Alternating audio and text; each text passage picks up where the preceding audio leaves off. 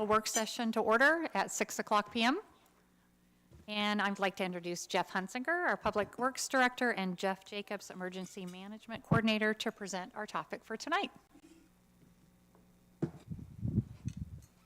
All right, well, I'll get us started.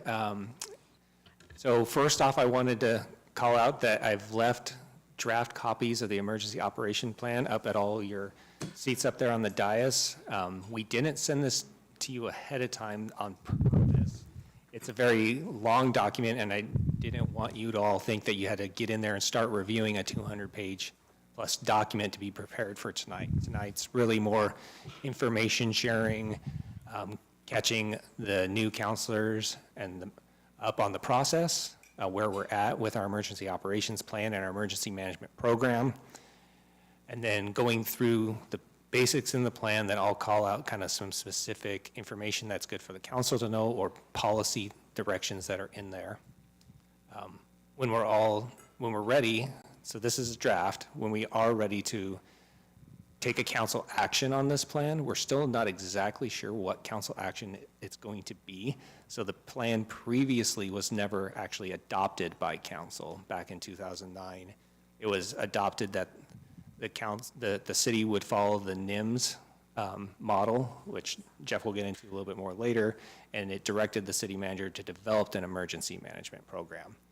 So we could adopt the whole plan, but there's hurdles that happen with that, because then policy-wise we'd have to bring it back every time we want to update it, and the plan is meant to be updated as you go. So we might not adopt the whole plan, we might adopt just some of the policies, or we can adopt the whole plan with resolutions that would allow us to do updates. There's another route we can go, and then we'd have to redact some things, obviously. We're not going to put everything in here out for the public to see. Some of it would be things like how we would respond to cybersecurity or active shooter threats or things like that. And for security purposes, we're not going to put exactly how the city responds out for those things out to the public. So we're figuring that out still. I might have a better guess of what we're going to try to do after our discussion today, but obviously we will be talking with the council and making sure you all are aware of what the intention is and that you have input when we get to that policy point in a couple months. So kind of setting the stage there, but I'm going to now turn it over to our emergency management coordinator, Jeff Jacobs, who's going to start with going over our emergency management program and where we're at, and then we'll get a little bit more into the weeds with the emergency operation plan. All right, good evening. I am going to share my screen here so that I can send some slides for you guys. It'll take just a second. There we go.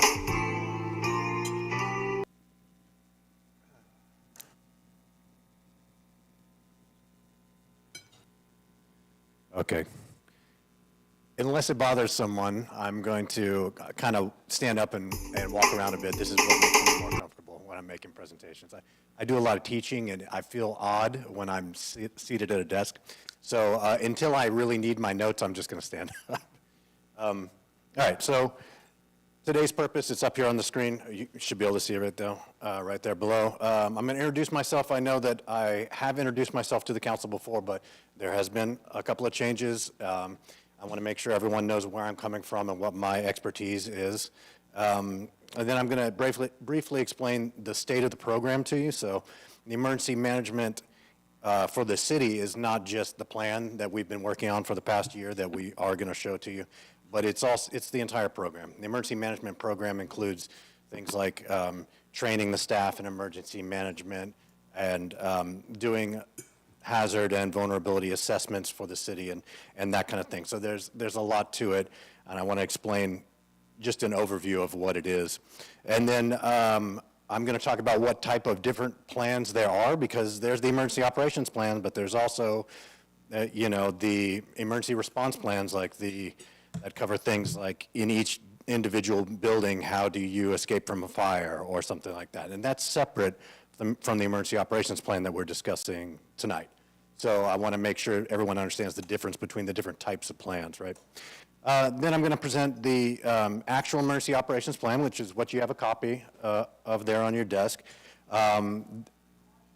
Like Jeff said, that's not the final copy, but that's the draft that we're looking to review tonight. We're looking to finish the process here in the next couple of weeks, and then have, as Jeff said, we'll have a decision for you to make at that time.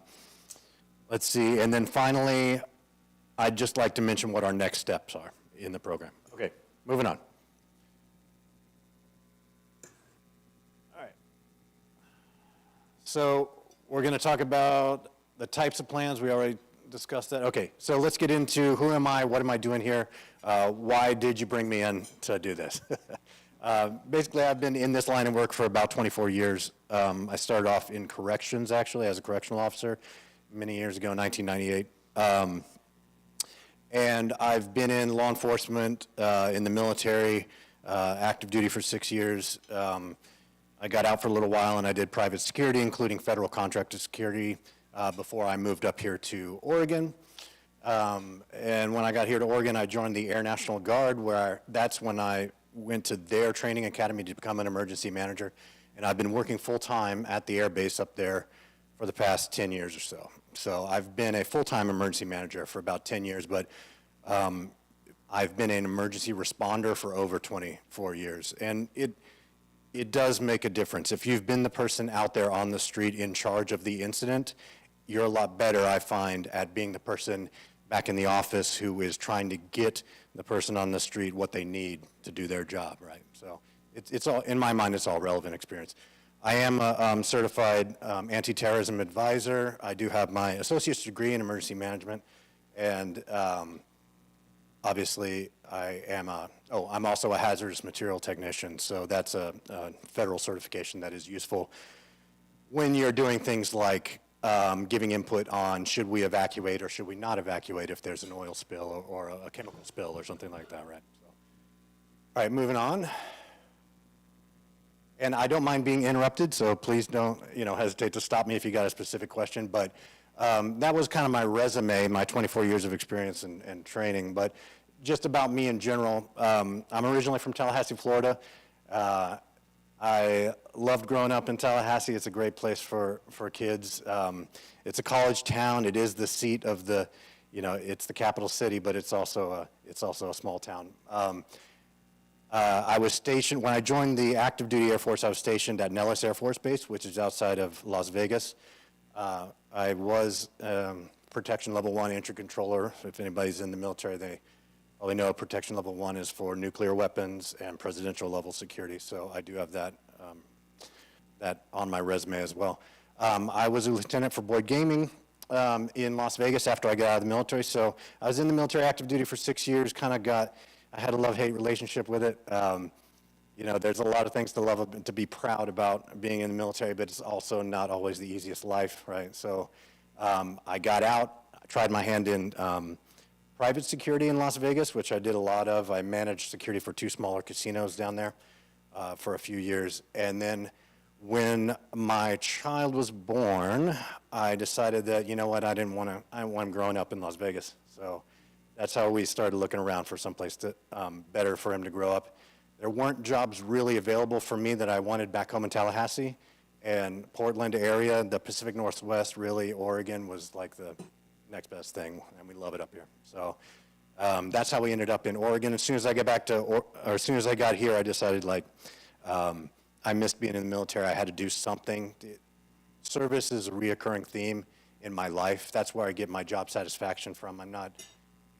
There are plenty of other jobs out there, career fields that I could have gone into that maybe pay more money, but this one I'm always returned to, this making sure people are safe. My priority is life safety. It's always going to be making a difference in the community and helping to keep people safe. So, then that brings me, fast forward 10 years working full-time up there, and now I'm looking at retiring in another year from the Air National Guard. And so I need to transition into a civilian job, and that's what brings me to you. I love McMinnville. I really didn't know much about it when I first applied, but now that I've been here for a year, I'm loving it, and I could really see myself potentially, I'm a part-timer now, but I could see myself after I retire from the military, if there's a full-time position available, maybe doing that. I'm not plugging that necessarily, but I'm just saying I am transferring, I'm kind of transitioning from the active, or from the military into the civilian world. That's kind of where I'm at. What you hired me for here is part-time, so we're talking about 20 hours a week. We're talking about being the emergency management coordinator, which means there are no other emergency managers, there's just me, okay? And my job is not to know everything and run everything that has to do with emergency responses. My job is to coordinate the people who are going to be in charge of getting the responders what they need. Okay, so I'm the coordinator, which means I work with the other directors, but primarily with Jeff here at the Public Works Department, and also with Chief Wood and the fire district and the county emergency manager, right? So I'm coordinating the efforts of these people to make sure that we're ready for different types of emergencies and disasters. All right, let me get into the program now. What's our vision statement? So you can read it for yourself. I don't like reading slides to people, but basically we're making the community more resilient. That's our vision. There's a long road to go there,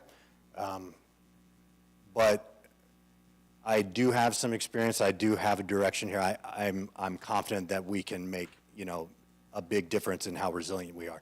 What do I mean by resilient? I mean, when something bad happens, can not only the city as a city, but the city employees and then the people that live in the city, are they able to come back from that? That's what I mean when I said resilient, okay? My priorities are right there, 1 through 5 in order. Number 1, preservation of human life, always gonna be my priority. You're not gonna dissuade me from that, okay? Number 2 is gonna be to mitigate and contain the emergency. That's straight out of like the FEMA playbook, right? The purpose of the emergency manager is to not let the emergency get any bigger than it needs to, right? To get the resources to the responders so that they know what they're doing and they have the items they need to do it, right? Number 3 is ensure due consideration for all natural, man-made, and historical and religious resources.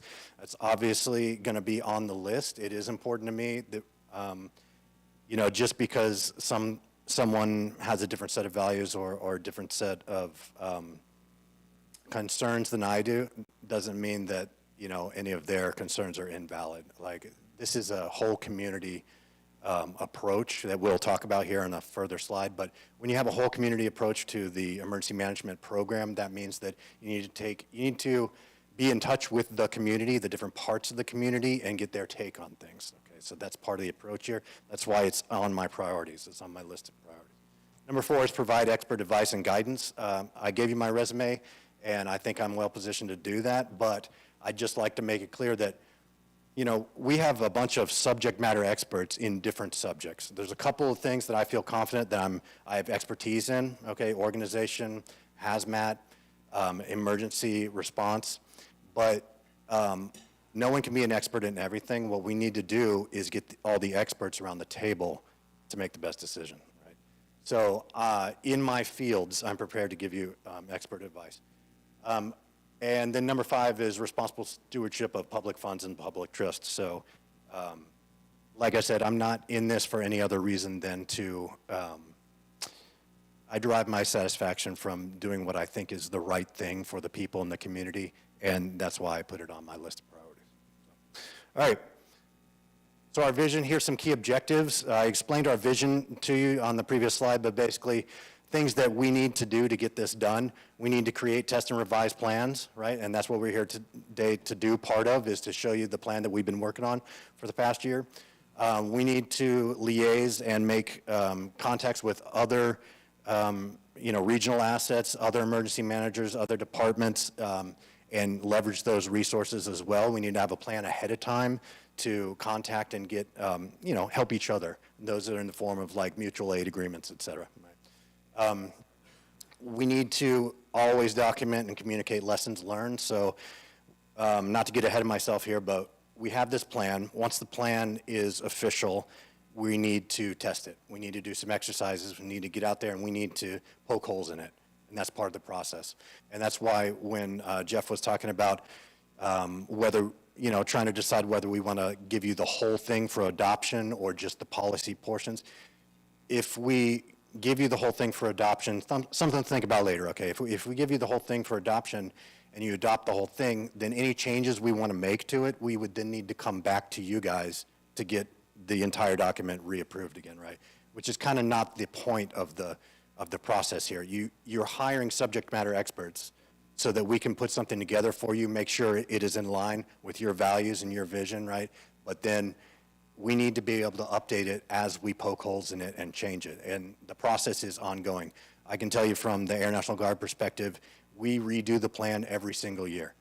Now, understand that there's 5 emergency managers out there, and you got 1 part-time emergency manager here. So we're not doing this every year, but we are going to test it every year. And we're going to test different parts of it. We're going to poke holes in it and find ways to improve it.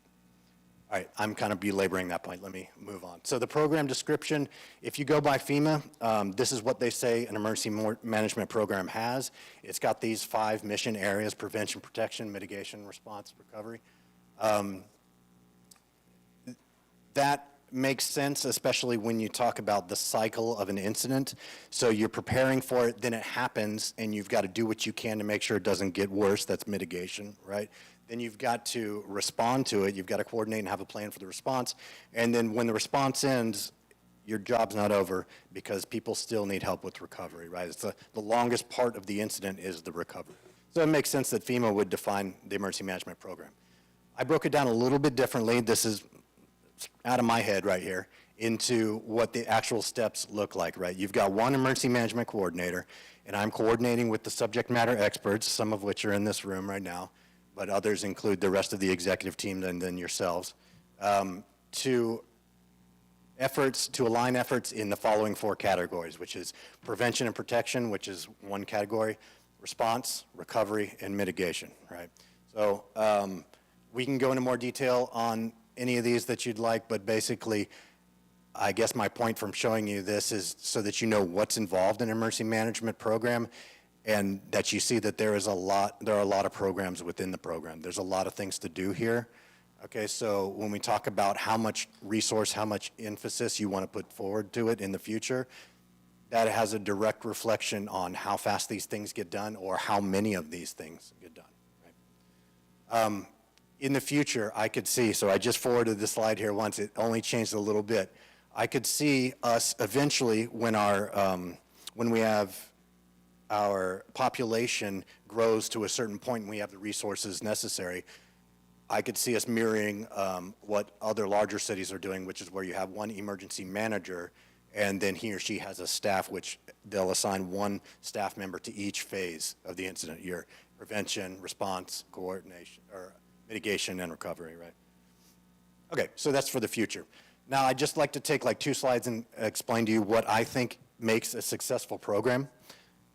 It basically, and again, this is all out of my head, so I'm perfectly willing to have a long conversation about this, you know, in the future. This is something we talk about a lot in the military. What is leadership? What does it take to succeed, right? And so that colors my perspective on these things. But this is what I come up with for you guys, okay? I've got what makes a successful program is having effective people, having program support, and having a vector. What do I mean by that? So effective people, if I would describe them, I'd say they're educated and trained, they're experienced, and they're motivated and or driven, right? Those are 3 aspects of being an effective person. When I'm looking to hire people, that's what I'm looking for, right? If I'm talking about program support, what do I mean by support? I mean, you need the resources, the authority, and the culture to get the job done. So if you're missing any one of these key components, you don't have that whole leg of the 3-legged stool there, right? You could, you know, hire a second city manager and have his whole job be emergency management, and you've given them all the authority and you dictate the culture. You guys set the culture here, okay? You're saying what's important to the city, and you tell your brand new second city manager, you know, that emergency management is the most important thing to you. But if then you don't follow that up with resources, nothing will happen, right? It takes everything. It takes the whole thing. And the same thing is true if you, like, let me use my other job as an example, as I like to do. It's very common, especially when you're at the lower ranks of leadership in the military, to give someone a task, but then give that person no authority, no backup to get that task done.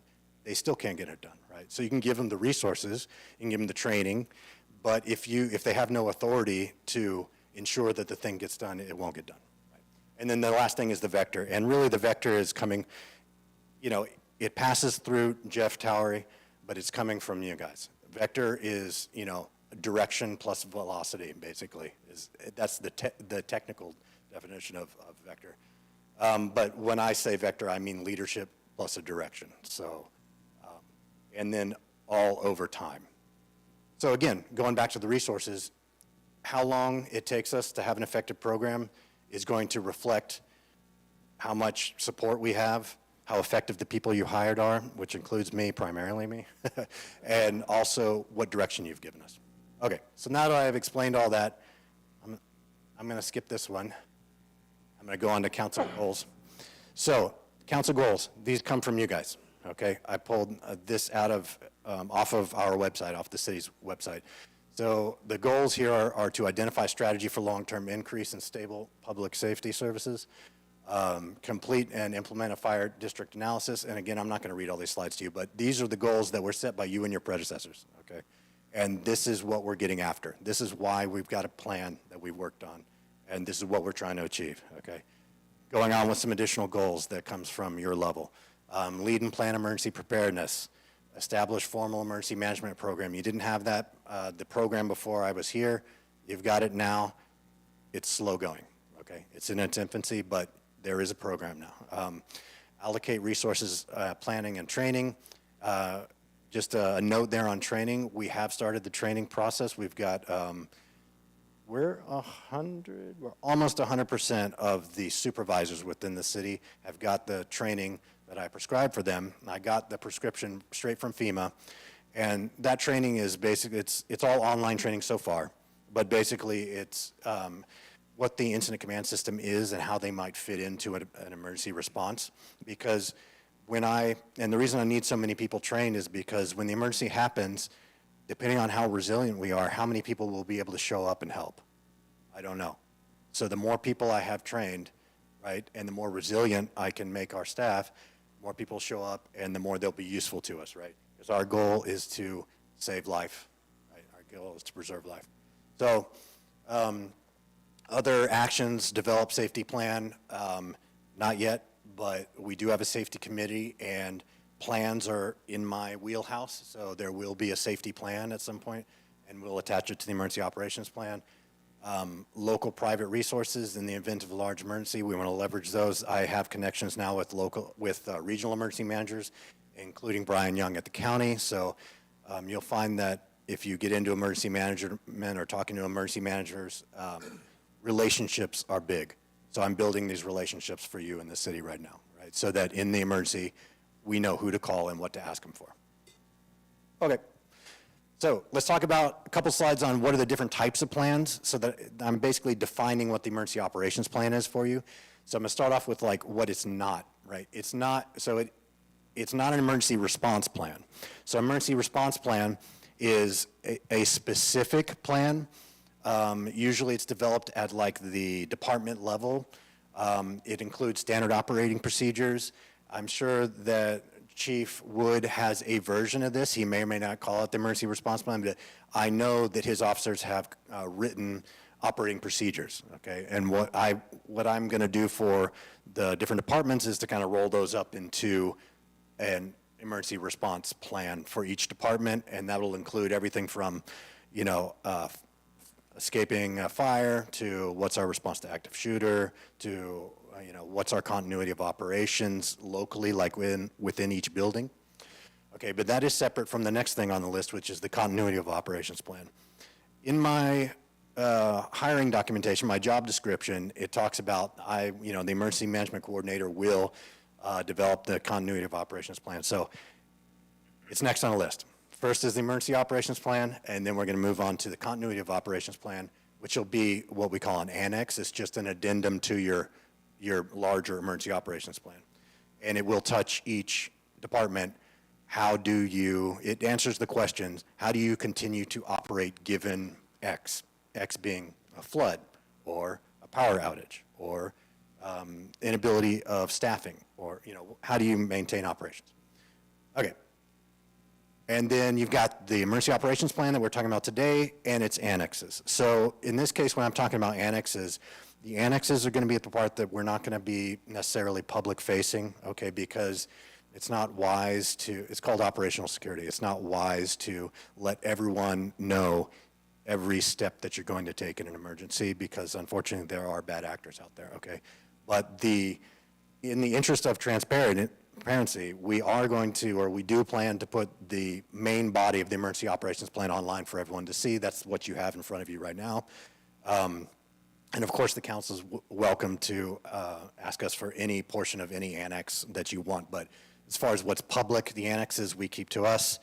The main plan, it's welcome to be seen by the public. The annexes are there'll be an annex for every different hazard or threat that we think is realistic. Okay, so there'll be an annex for earthquakes. There'll be an annex for flooding. There'll be an annex for cyber threat. Right, and it goes on. I have a complete separate briefing that I will not bore you with today, all about what are the threats and what are the hazards, and I presented this briefing, unfortunately, right before Chief Wood got here, to his predecessor, Chief Scales, and also the fire district was invited. Jeff was there, so what we did was we brought in the FBI, and we brought in the National Guard anti-terrorism officer, and then I referenced the state hazard mitigation plan. We brought that up and we said, these are your threats and your hazards. Be aware of these when we go through our planning process. Okay. All right. All right.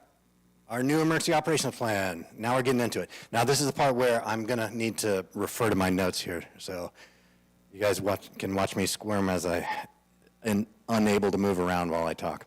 All right. So here's the timeline. Hopefully you guys can see that. If not, it's pretty big behind you there.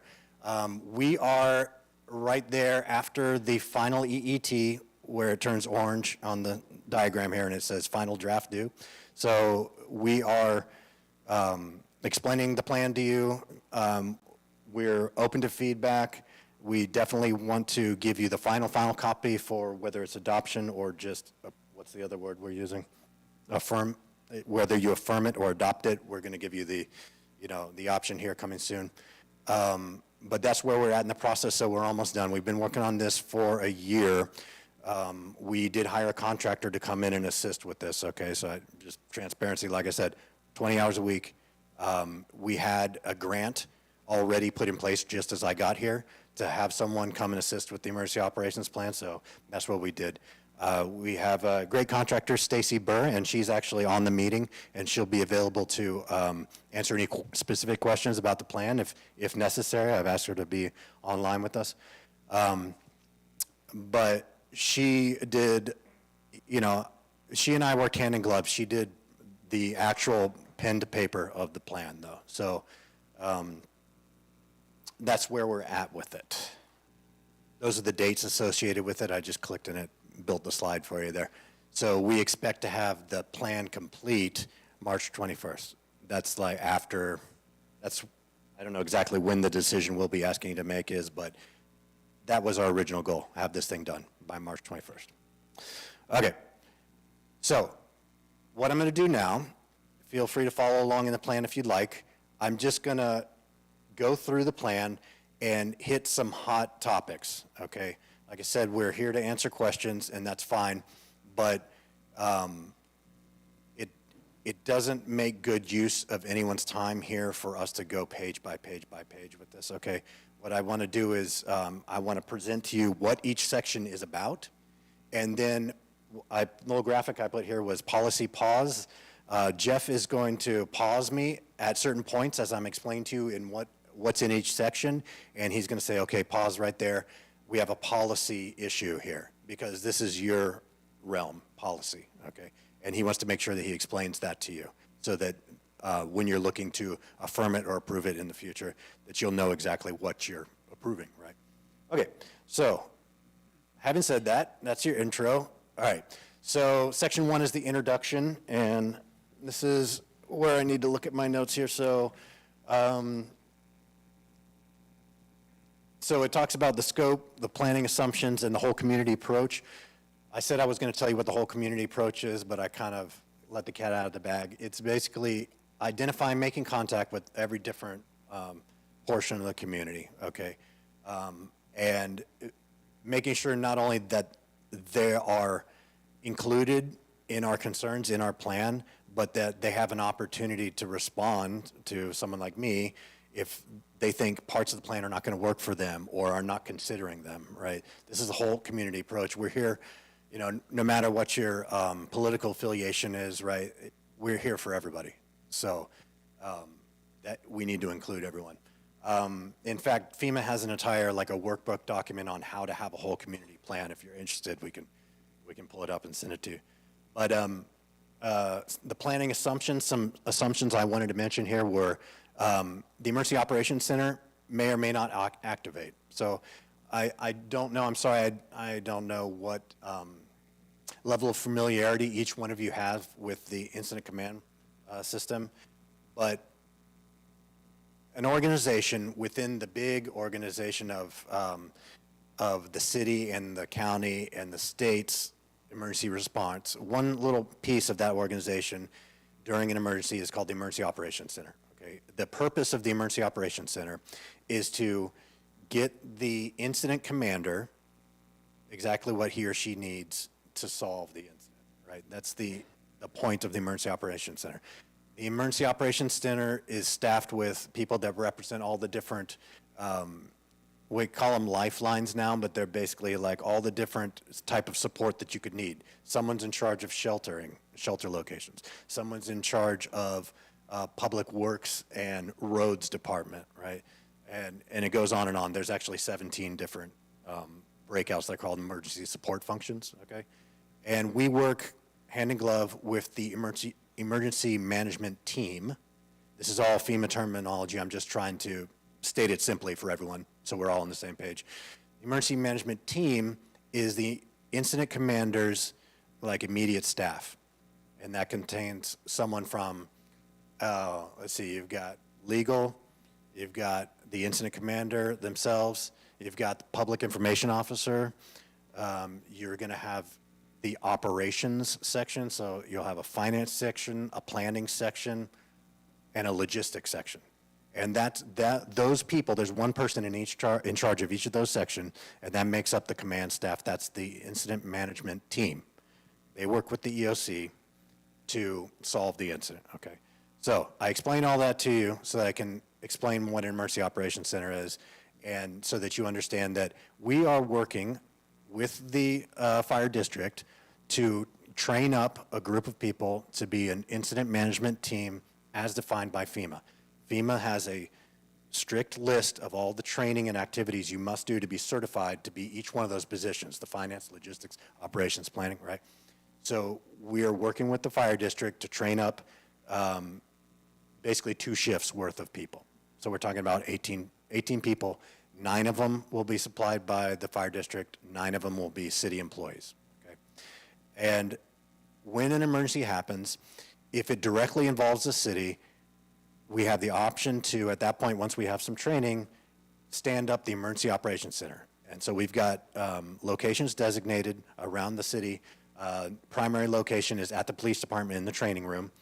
If an emergency happens and it rises to the level where the on-duty personnel cannot handle it by themselves, that's when we have the option to, okay, call everybody in the Emergency Operations Center in, and bring them in, and we'll start working to get the responders what they need, okay?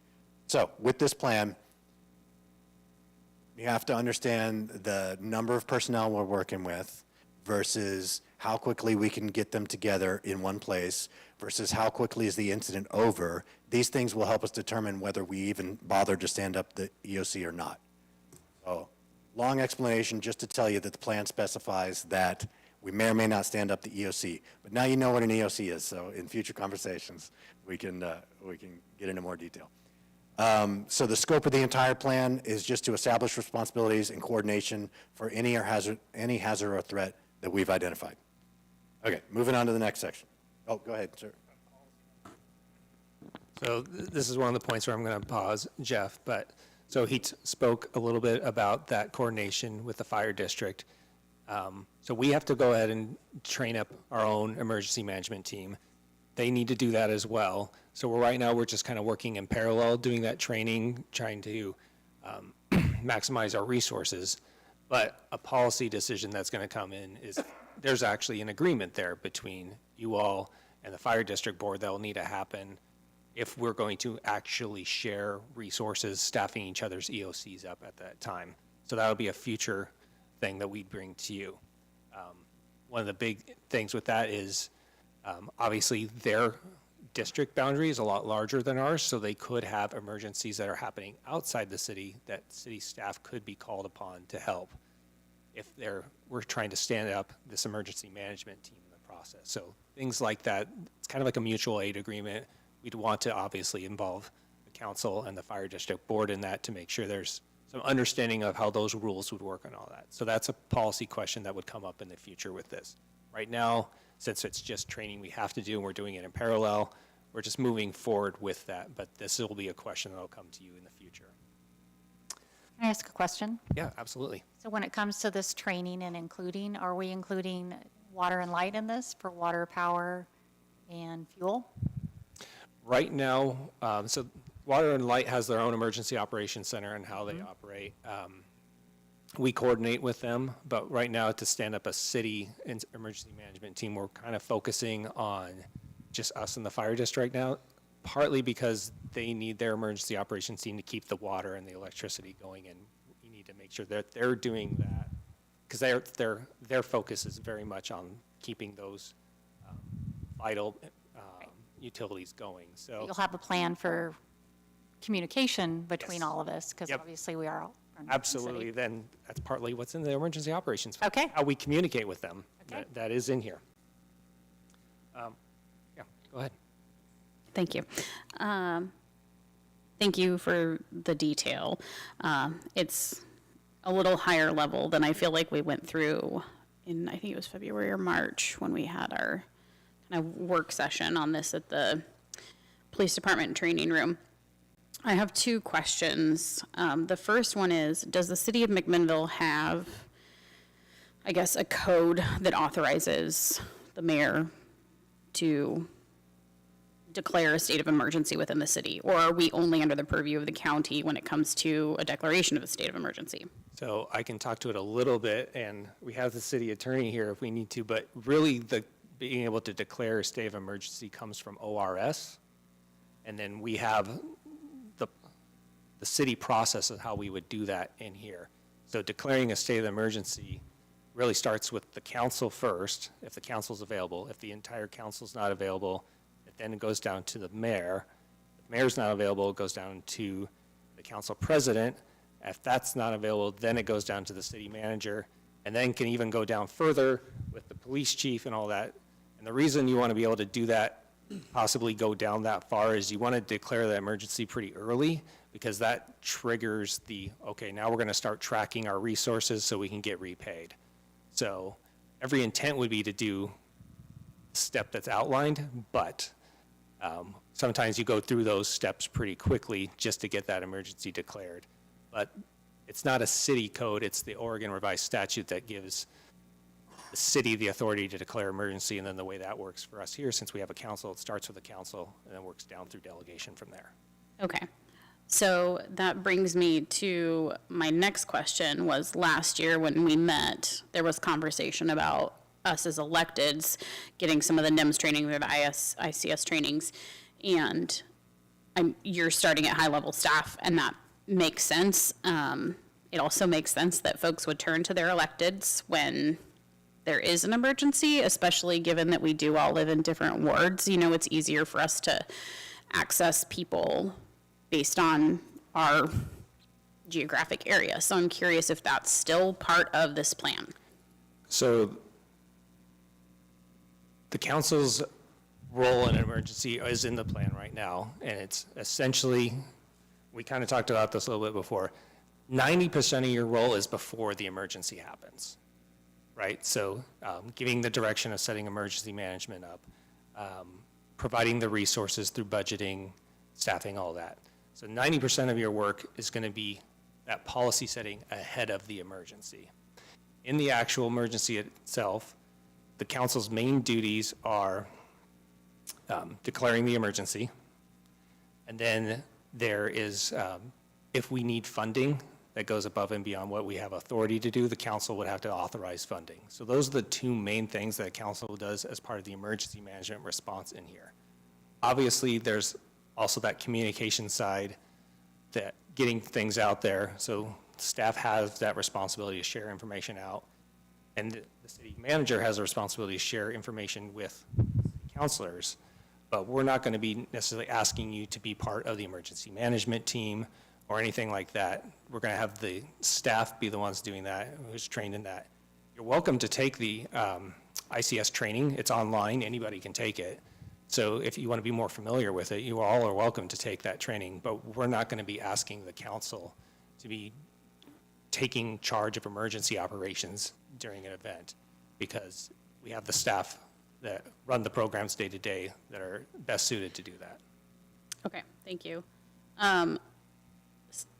Pivoting a little bit, I heard both of you mention the potential impact of having to bring this back to us if there's a change in the plan. I'm wondering if there's just potential for a resolution that says something very vague. The League of Oregon Cities made a recommendation, I don't know, like 2019 or something, that said the city will act in accordance with ICS and promulgated by NIMS for managing emergency situations. I mean, something very basic, which this is much more refined, but I'm wondering if some resolution along those lines would be more supportive of what you're trying to accomplish. And so that did occur in the city in 2009. So that's already been done. There are some additional policy things that we want to just kind of make sure it's cleared up, I think, to make it very clear that the city manager has the authority to do certain things in emergency, things like that. Like we were talking about with the declaring an emergency, it really goes down to the council that can declare it, and then the council can delegate it from there. We might make those delegations official, so it's pretty easy to do in an emergency, and we're not second guessing the legality of it, because NIMS doesn't necessarily take into account Oregon's revised statute laws. So we might kind of do that kind of policy resolution setting, because what was done in 2009 just says, follow NIMS and city manager develop an emergency management program. Okay. That's basically what the resolution says right now. So we might want to take it a bit further, and that's what we're trying to figure out a little bit right now, talking to you all and kind of getting a feel for this. Okay, thank you. Chris? Thank you, Mayor.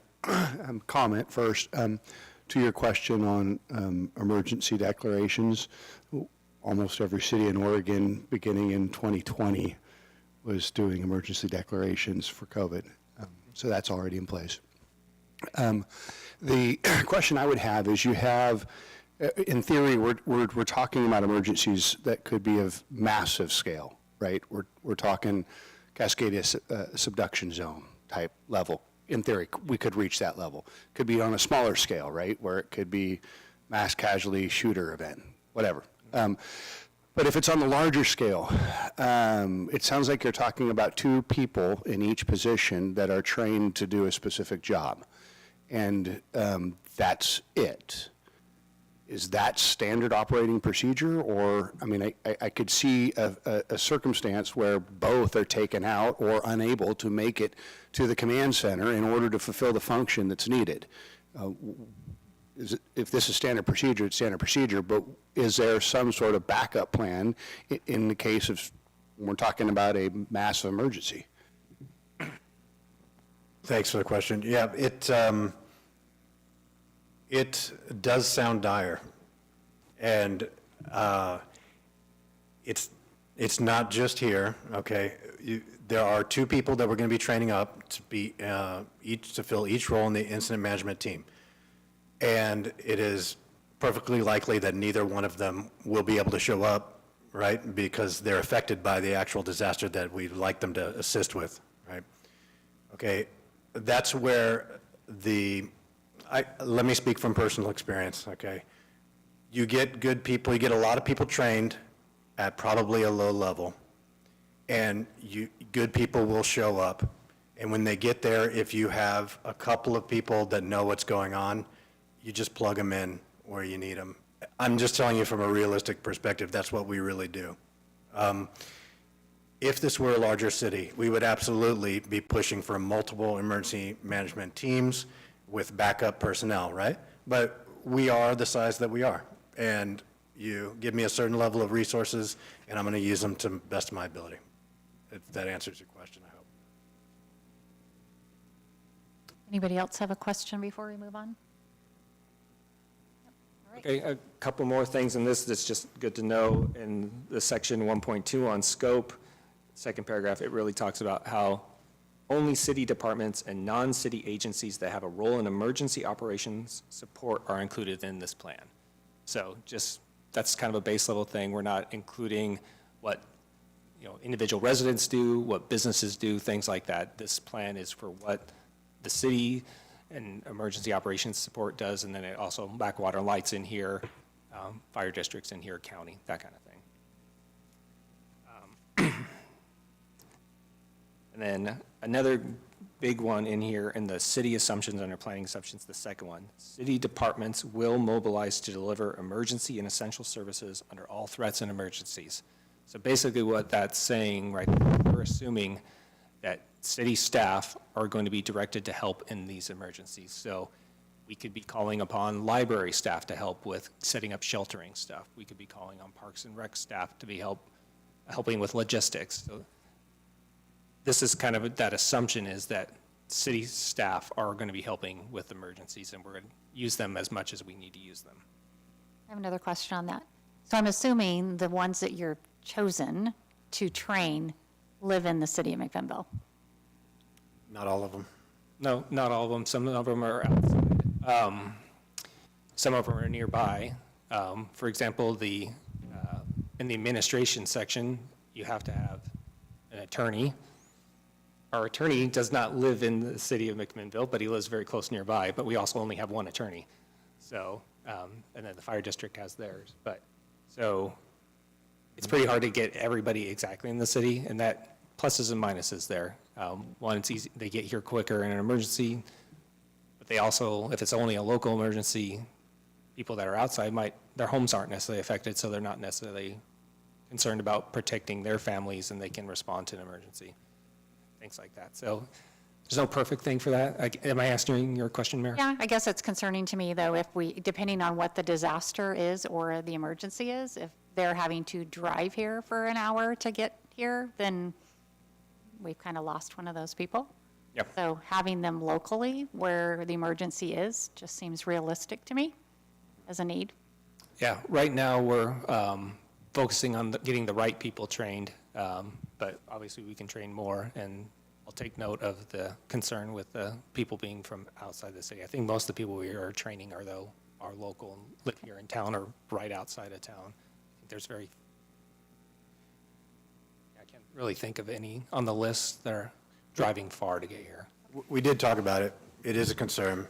But the decision was made at the time during that portion of the writing of the plan was that it's more important to get a broad section of supervisors and above trained, and we can refine from there. So that's how it went out. Yeah, so what he's speaking to is we asked all supervisors to take the three ICS 200, 300, and 700. So all supervisors took that. So they all know how it's supposed to work and all the terminology, all this. The additional training that we're talking about is like a week-long training. Actually can bring FEMA in to help with that, and that's to train people in those specific emergency management roles to be kind of experts on how that works. Can you bring the microphone a little closer to you? Sorry, these microphones always get me. Okay, but yes, so we're doing more targeted training, but it's a lot of training. It's an additional week's worth of training. So we're starting with what we can, and we'll build up over time. But it'd be pretty hard to get all of our supervisors all that very in-depth training. It'd take a lot of resources to do that. Okay. Okay. So I'm going to keep it a little higher level so we can go through these slides a little faster, okay? So I apologize for that. All right, moving on, section 2, just telling you what it is. Section 2, here's my notes here. Section 2 describes the laws and government agreements that define the conditions that the city staff and emergency partners will follow and implement. 2 notes on that. Disaster declarations is in this section. We kind of brought that up for just a moment before, but it's kind of spells out the circumstances under which we're going to declare actually a state of emergency, is what we call it, as opposed to a disaster declaration, which was accomplished at a higher level. So at our level at the city, we'd be declaring state of emergency, and based on that, the county and the state could use that to declare potentially a disaster and get federal funding. So when you're talking about disaster declarations, when you get down to the city level, we're talking about declaring a state of emergency, and the process for that is in the plan. And we kind of talked about how it's really starts with you all, but it's time sensitive. So it needs to be able to be delegated because it's an emergency situation, right? And then point 2 on that I wanted to make was mutual aid agreements. This is also in this section that we will establish mutual aid agreements and work within them. It's a very important part of how emergency management works. We need to agree ahead of time with our partners, our regional partners. I mean, especially I'm thinking Mac Water and Light here. We need to have something in writing, stating that they can provide this at a specific price, in the event of an emergency, because everything needs to have a cost associated with it. But these agreements ahead of time are a big part of the emergency management program. Did you have something, sir? No? Okay. Did you have a policy pause? So we already talked a little bit about declaring an emergency. Once an emergency is declared, one of the things that could happen after that is evacuations. So in this, it talks about, the council would be notified and asked about evacuations as soon as practically possible, but in reality, city manager or incident commander, which is usually our incident commanders are going to be somebody from PD, like a captain, or somebody from the fire district, and they're going to be able to go ahead and do those, putting out evacuations. Just how it works. So it's formally through that ORS that allows the government to do that, but it kind of trickles down. In reality, the incident commanders just need to be able to do that as they see fit in the incident, and so it's going to happen pretty quickly. We also talked a little bit about the Emergency Operation Center and how that gets activated. That's activated by city manager, police chief, myself, as the public works director, or our emergency management coordinator. That's who really can activate an emergency operations center.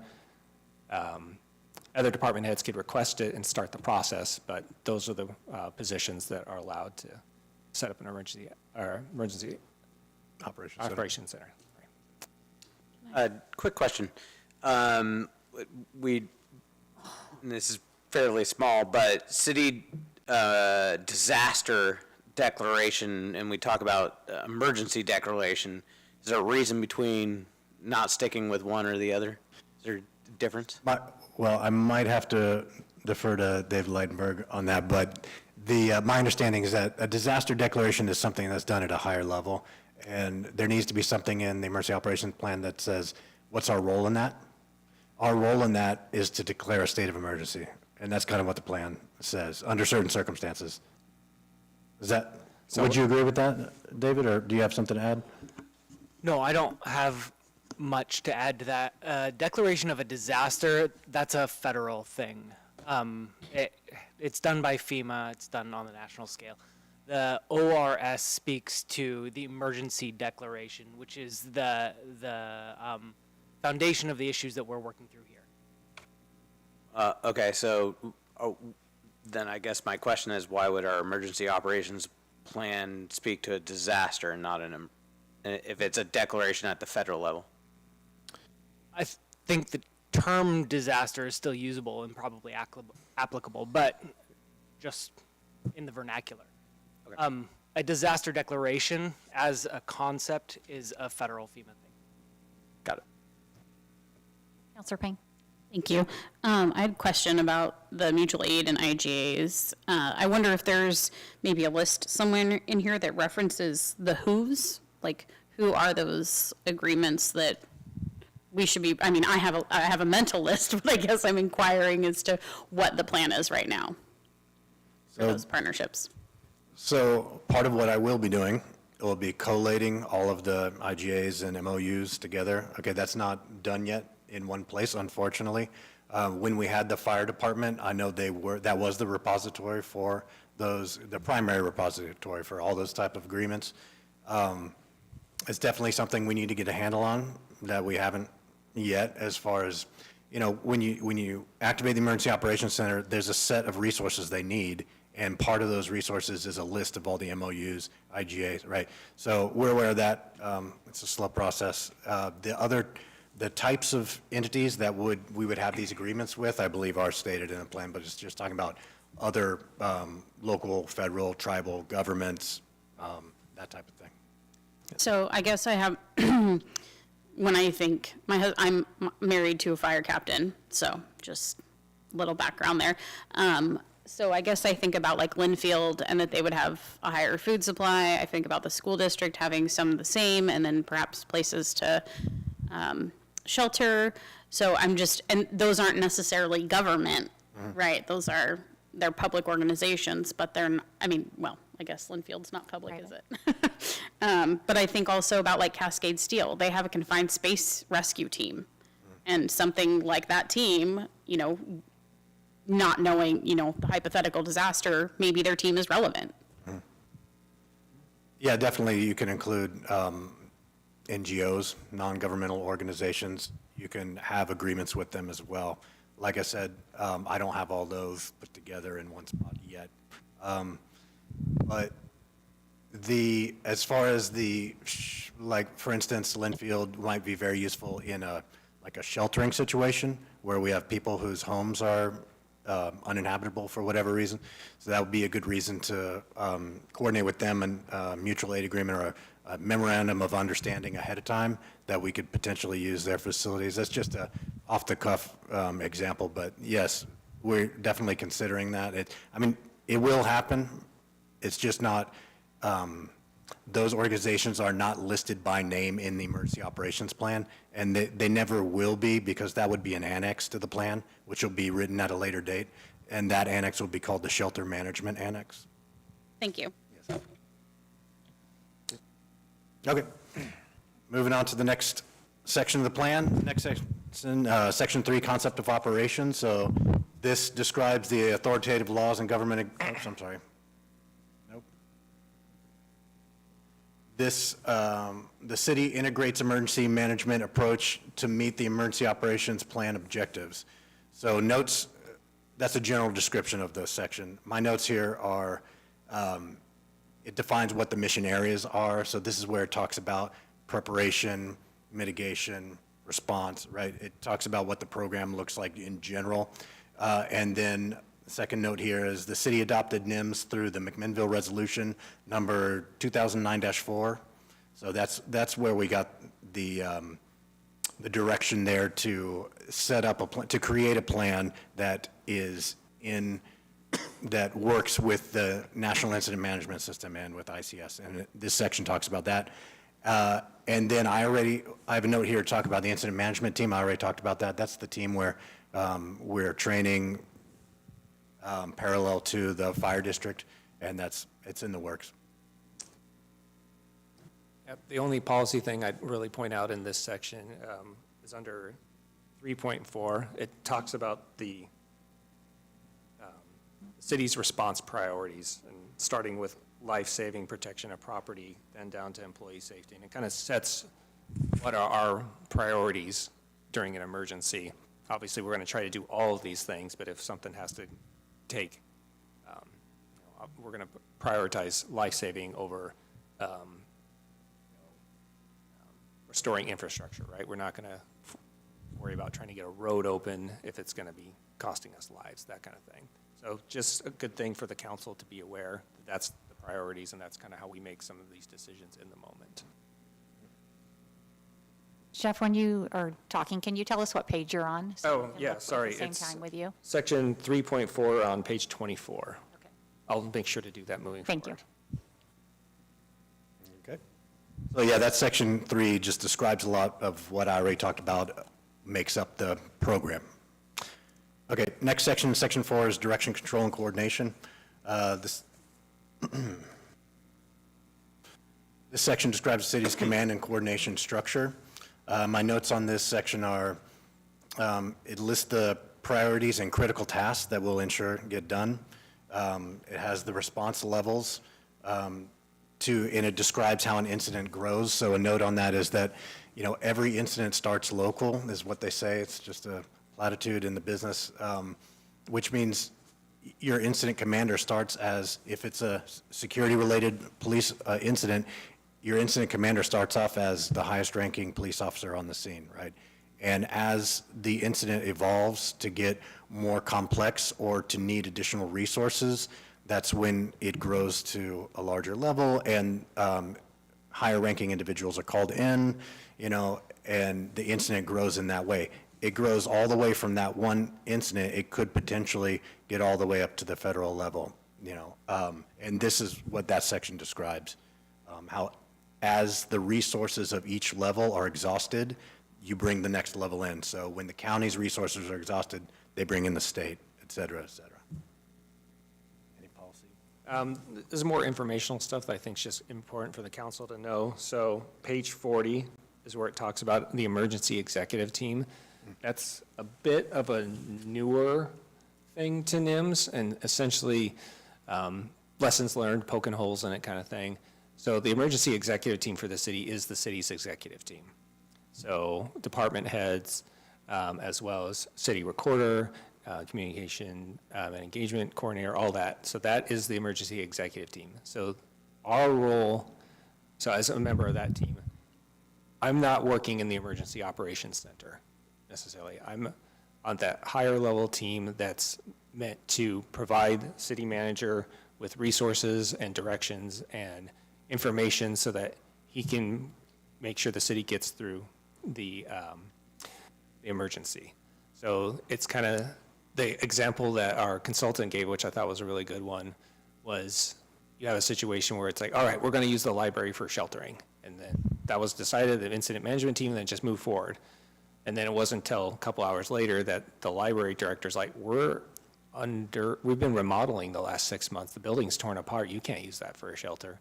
And it's those misses that can happen. And so emergency executive teams are kind of meant to keep those misses from occurring in the moment, because those department directors, city recorder, they're the ones that have a general idea of what the departments are actively doing day to day. So that's kind of a newer thing, an incident command that wanted you to all be aware of.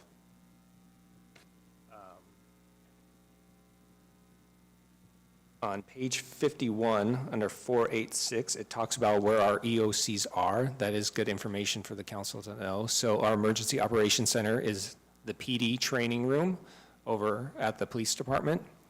Our secondary one is actually at the wastewater plant. The reason why that's our secondary, other into town, right? And also it's got the emergency generations, emergency power, because we got to keep the plant running. So that's our good secondary one. We've talked about building a future public works campus. We would develop a better secondary EOC as part of that project. After that, if neither of those two works, we have an agreement we can use fire district's building here, and then kind of starts working its way down. But police department is where the EOC is going to be set up. Unless that building's compromised for whatever reason, then we go out to wastewater facility. So that's good information for the council to know. And then on page 57, it kind of talks about this emergency line of succession. So city managers who's running city operations, we also have to be able to deal with if the city manager is incapacitated. And that's going to be your main point of contact during an emergency, is that city manager. So it's good to know that if for some reason city manager is not able to be there, out of the country, whatever it might be, it next goes down to the police chief. If the police chief's not available, then it goes down to the public works director. So that's kind of how that works. So in an emergency, you have to kind of have an acting city manager for certain things that happen in this plan. If for whatever reason, Chief Wood and the city manager are unavailable, then I would step into that role and have those duties, but as they come back, they take that back over. that make sense? Just want you to be aware that's kind of how that line of succession works. So that's who you would expect to be. Counselor Chenoweth?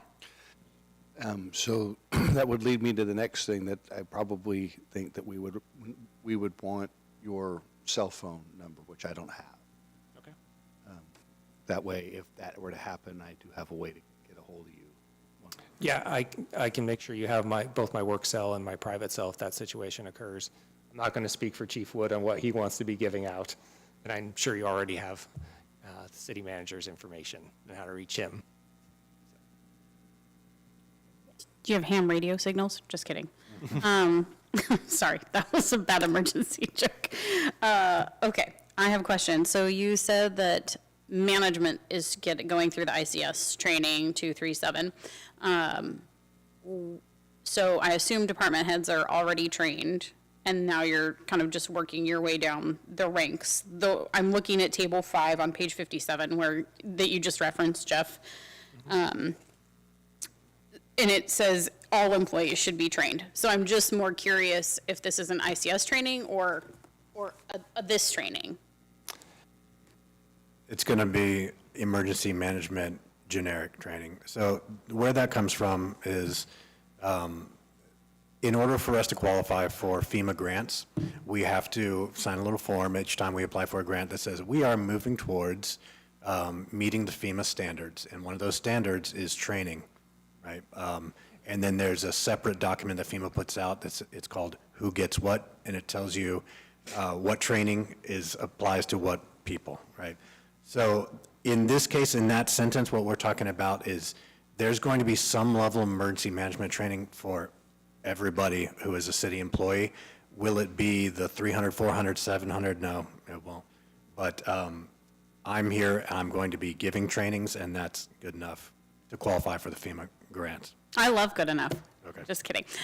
So to that end, first of all, do you have capacity for that? Like, that's a lot of people, first of all. And the second part to that question is, what's the, I guess, reasonable timeline for an all-staff to be trained? Yeah, we haven't set a deadline on this. Things we're trying to establish deadlines for are the final draft of the EOP and then the final draft of the continuity of operations plan and then the overall exercise to test the plan. So, so to answer the first part of your question, yes, I do have the capacity. I can go, twice, for each shift at each department, and that'll be like 14 trainees. I can do that in less than a year. Yeah, does that answer your question, or should I be more detailed? That was specific enough for me. Thank you. Okay. Counselor Chenoweth? Thank you. I'm going to point out the obvious, but my wife tells me I'm good at that. So obviously, when it comes to the training, we don't want just the training that's sufficient to get us funding. We want the training that's sufficient to take care of the emergency when it gets here. Understood. Yeah, there's actually a good example of where we're going above and beyond. You can, trying to hook up staff with that stop the bleed. Oh, yeah. Sure. There's, so part of the emergency management program, there's a training section of the program, right? There are the trainings that we need to be compliant to get the grants, but then there's also the trainings that we are looking to identify to fill gaps that we see. The example that he's talking about is there's a training out there. It's a privately assembled curriculum that's called Stop the Bleed. And this is training that's for severe bleeding. And, I don't want to be morbid, but you can imagine there's different emergencies, including active shooter, where this could be useful for city employees. So I'm working with the county health district to get myself and another volunteer from the city trained to be low-level instructors there. And, we're rolling it out as a optional training at first, and we'll see how it does. But the idea would be that it's volunteer-based, but it would be on company time, essentially. It'd be at the end of the duty day. We're starting with Public Works. So, yes, we are looking for ways to fill holes and go above and beyond. I don't want to give the wrong impression when I say good enough. I just mean that will qualify us for FEMA grants is what I mean. I have another question. So your emergency management for the National Guard? Yes, ma'am. So if there's an emergency, where do you go first, here or the National Guard? I'll end up coming here, but to be perfectly transparent, by law, I must report, by phone, or I must contact the National Guard in the event of an emergency, because I'm under orders to do that, and so I must follow orders. So, but if you can imagine what the percentage is of National Guard members who are also emergency or first responders, I mean, everyone who is a security forces member on base is also a police officer in the civilian world, right? So this is not a new circumstance to the National Guard.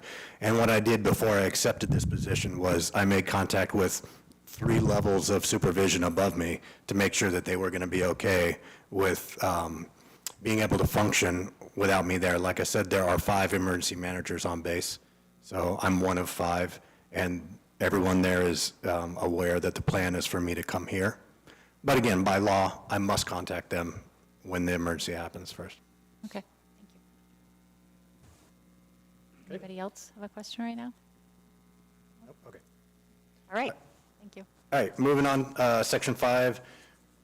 Section 5 is going to describe interdepartmental and interagency assignments. The notes I have here are the council exists outside of this structure that you see on the picture here. This section does include how special districts such as the fire department or MAC Water and Light are going to integrate with us. When I say it describes it, what I mean is that it says that we will integrate with them. The specifics of that are going to be determined, and they're going to change on like an annual or a frequent basis. Just to clarify, though, that statement I just made, the council exists outside of this structure. So going back to my earlier slide where I was talking about what makes a successful program, and the vector really comes from you all through us to the city employees, and that's the level of involvement, that's the interaction that we're looking for. I'm just going to be blunt from personal experience. During the emergency, when you've got the Emergency Operations Center running and it's hectic, it's really difficult to deal with high-level officials knocking on the door of the Emergency Operations Center, and although they always mean well, it hinders the ability of the Emergency Operations Center to function correctly. So we plan for that. What's going to happen is the Emergency Operations Center is going to be in contact and giving regular briefings to the Emergency Executive Team, which is your department leads. Jeff Towery leads the Emergency Executive Team, and he will brief you formally on what's going on as the incident evolves. Now, I know, to your point, Councilor Payne, earlier, when you mentioned when we first met almost a year ago, I was talking about how I'd like to get you guys involved as much as possible in this. I still want you to be involved and supportive, and I want to communicate and be as transparent as possible. But I have to say, after working with the rest of the city employees, although emergency management is still emergency management in the military, the organization structure is different. And my understanding of what I honestly think how we should organize has evolved over the last year. Okay, so I did tell you a year ago, hey, I really want you guys to be involved and in contact with us. My opinion has evolved on that a little bit. Okay, so all I can do is be honest and say, you know what, after a lot of conversations with the other experts, it's like, we want to be transparent and keep you well informed, but you hired us for a reason, and we got this. I appreciate you honoring that. I mean, opinions are fluid, so thank you for exploring that in further detail and updating us. Yeah, the only thing, again, it's more informational than policy, but on page 67, section 5.3, that's where it really talks about what are the different assignments during an emergency. Generally, who's in charge of what, talks a little bit about what different sections of Public Works would do, what HR does, what the city attorney does, what the city manager does, and it also mentions what the city council does, kind of in an emergency. It's the general outline of what the assignments are. Obviously, things can change in an emergency, things are fluid, people might not be there, but that's kind of the target that we're going for. So it's just good information for you to be aware of. All right. Moving on to section 6, which is communication and information. So this section provides an overview of communication. It is communication. My note here is to just put out the caveat that communication is always a point of contention in any incident, and it's always one of the most difficult things we have to deal with. It's so broad. When I say communication, I'm talking about, are people trained to understand the structure that we were just talking about in the previous slide? That's part of communication. Are people at every level communicated what our philosophy and our policies are with when they're supposed to respond? And this is part of communication, but so is radio communications. I'm talking about frequencies and tones and security codes on the radio network. I'm talking about what type of phones do we use? I'm talking about satellite communications. Communications is a very broad subject, and it's always going to be, every exercise I've done, one of the do betters at the end is we need to communicate better. So this is an important section. It may seem a little vague, but as we practice, that's where we learn, and that's where we refine the plan for this.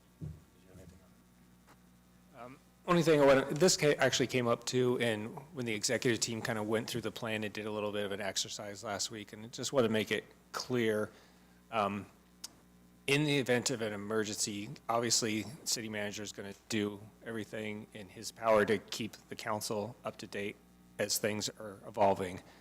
However, emergencies can evolve very quickly, and often incident commanders, so somebody, say, in the PD, like Chief Wood, they have tools available to them for communicating out quickly to lots of people. And so there are instances where the first time a council member would hear about an emergency might be through one of those tools, because that's the most effective way to get the information out. So, PD through YCOM has ability to, like, what is it, reverse, I don't want to speak to it, like reverse 911, pushing emergency declarations out to people's cell phones. The first time you hear about an emergency could be that, if the incident commander in the situation feels like they just need to get that information out as quickly as possible. So it kind of came up in our department heads, like, oh, when are we going to be told before?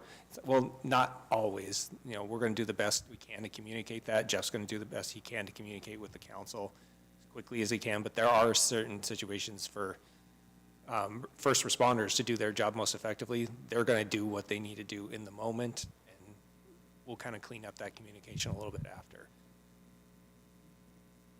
I mean, is there anything you kind of want to add to that, Chief? Or? No, I think you captured it fairly well without getting into the weeds about what those systems are or how they work. There is the potential for that notification to reach you in some form or fashion before notifications from the city manager or someone else are able to reach you.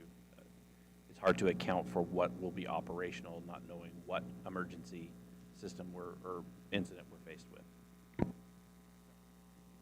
More of an informational thing, just wanted you all to be aware that there could be situations where you're hearing about it, like, at the same time everybody else is. That's not kind of a going around thing, that's just the nature of it. Thank you, Councilor Mayor. Chenoweth? Thank you, Mayor. I would hope, if we're not being involved in helping at the command center, and if we're getting notification through some mass notifying system, that there would be some real clear understanding at the city manager level that there needs to be quick follow-up. Because we as elected officials, I don't know about the rest of the group up here, but I know my cell phone's going to go berserk the minute that happens. And if I don't have information to provide, that puts me in a very difficult position. Now, granted, if the world's crumbling around us, I mean, it's not as important for me to be able to provide the information at that moment, but it would still, I just think needs to be really clear that that's got to be a priority. Yeah, and Jeff, if you want to speak to it, you can. I would say, like, we talked about that in the executive team. There's incidents came up where people were, counselors were contacted. Is this real? Do I have to follow this? It was like, I think it was a boil water was the situation that got brought up. And I would say in those situations, if you don't have the information, obviously, yes, tell the constituents to follow the emergency messaging that came out. But Jeff, if you want to speak to how you would communicate. Sure. The answer is absolutely yes. There will be times where you might actually know about an emergency before I do. If you're standing across the street and you see the plume go up and you take a picture and or call 911, so that information flow is always going to be rapidly evolving and really fluid. We'll have formal mechanisms in place, whether it's a group on Everbridge, whether it's a text group for the whole elected body, where we will be pushing out information on a regular basis. One of the things that also gets established in the course of an emergency is when regular updates will be provided. And in a rapidly evolving emergency, we may be doing it hourly or maybe every 30 minutes, and something that's a little more slow rolling, it might be every shift change, something like that. And you'll know what that is as it becomes clear and as the emergency evolves. That's perfect. And I think the key is formal, right? Some sort of policy that's in place that we know what to expect. Because I do know not to deal with this particular issue, but there's often situations that are occurring within the city where the first I hear about it is when there's a press release, right? And that's my first notification that we've had a shooting in a certain area of town or whatever. In a bigger emergency, it would be nice to have that information in some sort of formal process we can expect. Thank you. Councilor Peralta? Thank you, Mayor. Along the lines of what Councilor Chenoweth was pointing out, I think it would be helpful, and maybe not a priority, but helpful for members of council to have sort of a checklist of how to respond. Right, so that we have an idea that, if some kind of emergency comes up and we don't have all of the facts, if we can have just sort of a template of, here's your first line of response, here's your second line of response, so that we're not adding to the noise around what happens, but rather we're part of a coordinated response, and understanding what that would be up front would be, I think, helpful for me. Yeah, I think as a team, we can put something short and sweet together for you on that. One thing we didn't attempt to do in this plan was to tell the council how it should specifically operate, whether it should call a meeting immediately based on what circumstances, because that's not really the purpose of the plan, but there's value in having just best practices. I think we can put that. Yeah. Together, sir. Yeah, I mean, like along the lines of what Councilor Chenoweth was saying, if you have members of the community reaching out to us, sort of a best practices sort of list of things that we can do, even if we don't have all of the information, like, that would be, I think, really useful. I agree. And I think, as a council, a plan as, if there is an emergency, do we plan to meet? Or is it in where? And then, or is it via text? I mean, a plan so that we know when it's time, what we're supposed to do. Yep, we could put that together. Thank you. Councilor Payne? I just have a question about the fire district. Sorry to go backwards. But there are 3 assistant chiefs in McMinnville. So the item 5.4.1 doesn't lay out, I'm assuming you want operations first, and then probably fire marshal, fire chief Darby, and then training chief law. So hopefully they have their own plan.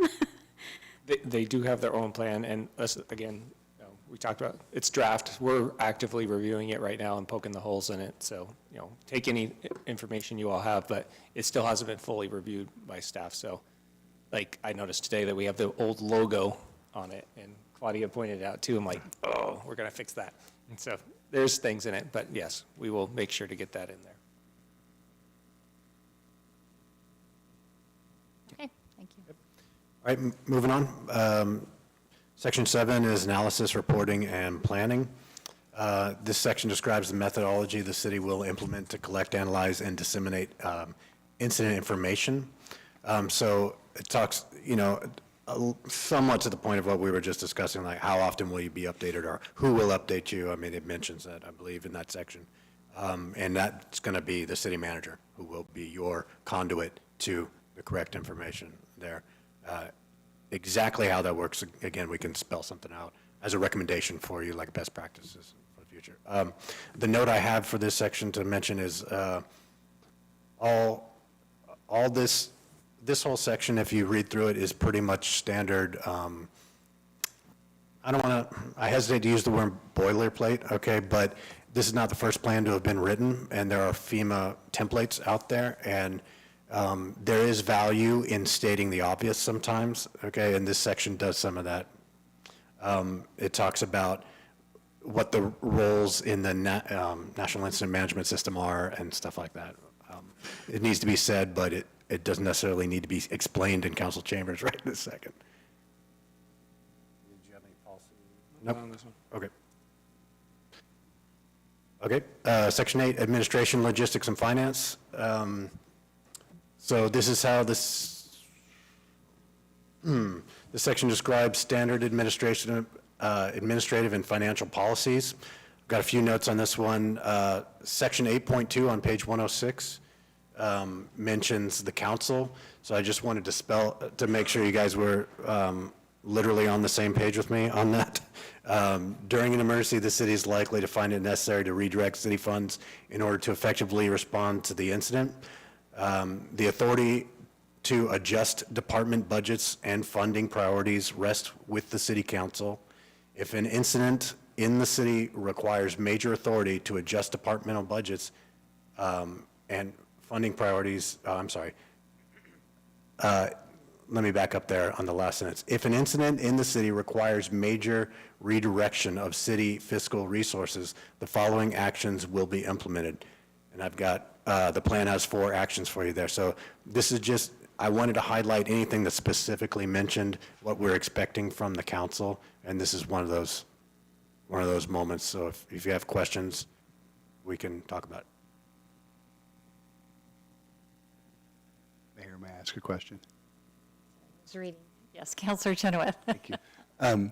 So I assume that there's some sort of delegation here if there's something going on where we can't make a quorum of the city council for some reason or another? Yes, sir. Do you want to talk about that, Jeff? I mean, I don't need to know the details. I just want to make sure there's something in place if it says the council has to do this and we can't. Yeah, oftentimes the council action may be after the fact. The sort of standard is the council meets to take actions when it's practical for the council to do so. And in the case of the declaration of emergency in COVID-19, it was the next regular council meeting that we brought you together to affirm the mayor's declaration of the emergency. And some of the fiscal issues might require a formal supplemental budget, which you folks have all been through. There's an advertising, there's the potential of a public hearing. And so a lot of that stuff may happen after the fact, but the record keeping and the ability to make those decisions to keep resources flowing will happen in that emergency management venue. And then often, again, it'll be after the fact that we bring you together for ratification of actions.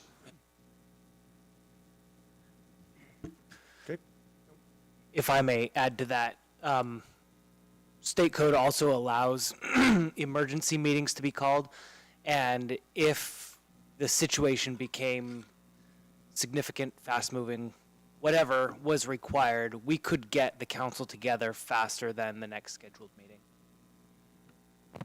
But I'm more concerned if we're talking about an event that's widespread enough that we can't make quorum.